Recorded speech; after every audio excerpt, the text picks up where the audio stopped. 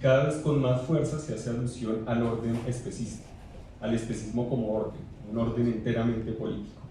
Y yo creo que al día de hoy el concepto de veganismo tiene que estar a la altura del concepto de especismo.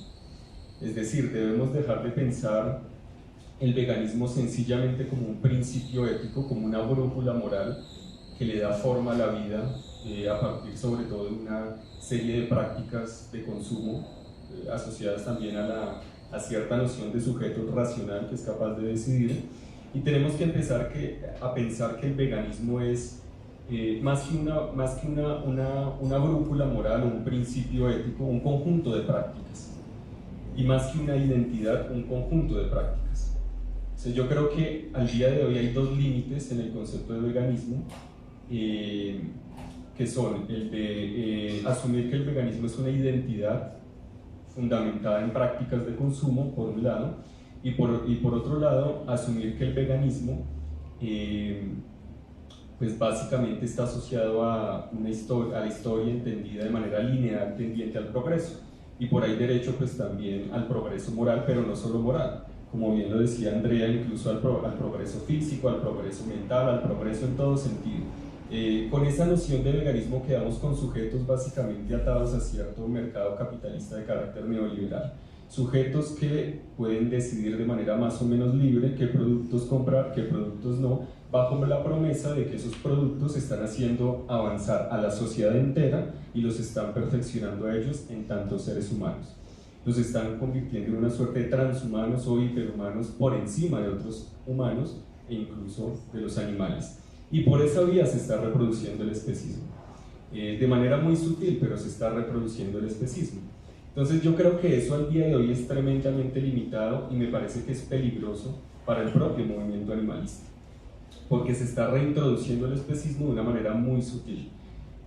Ahora, con esto no quiero decir que los grupos que nos identificamos como veganos tengamos que dejar de hacerlo, pero sí que tenemos que ser bastante críticas respecto a nuestras propias prácticas. Entonces, teniendo en cuenta que esos son para mí los dos principales límites y que se debe asumir un concepto de veganismo mucho más complejo como el de especismo, yo creo que, repito, el veganismo se podría empezar entonces a pensar como un conjunto de prácticas, una pluralidad de prácticas multilocalizadas, multisituadas, no necesariamente identitarias, que lo que tienen en común es que son alternativas y antagónicas a la dominación animal. Es decir, lo importante del veganismo es que es capaz de confrontar, de dar un paso adelante para superar la dominación animal.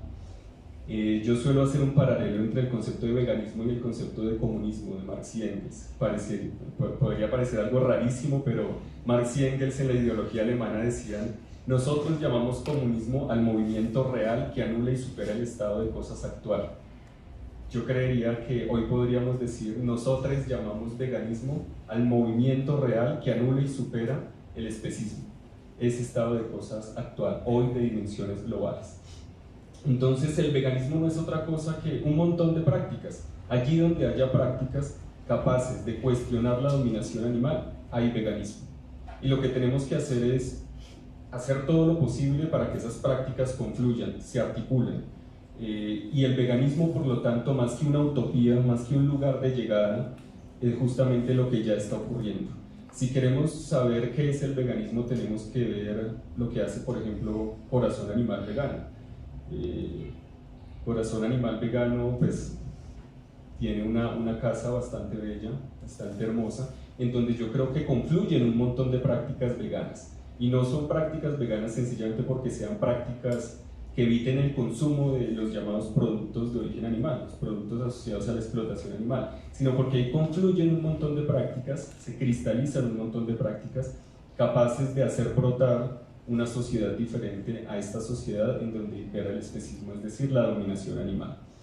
Y yo me iría por ese lado, me inclinaría a aguzar el olfato, a poner las patas bien en la tierra, cartografiar el territorio muy bien, cartografiar el especismo y empezar a ver las prácticas veganas allí donde no las hemos percibido, donde no las hemos visto.